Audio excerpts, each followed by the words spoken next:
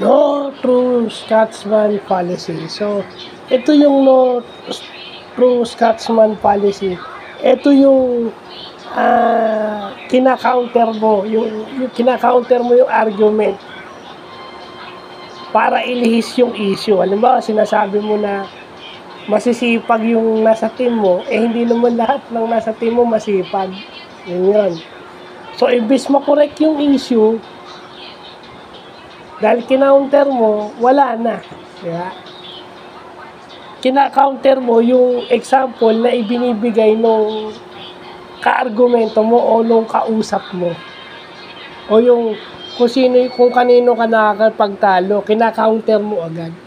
So, imbis ma-address yung issue, hindi na-address kasi kina-counter mo. Well, ganyan naman eh. Ganyan tayo, yung mga parang ilagay na natin na no true Scotsman policy, yung mga alibi natin for certain reasons. So, on a business context, yun siya. So, yun lang po.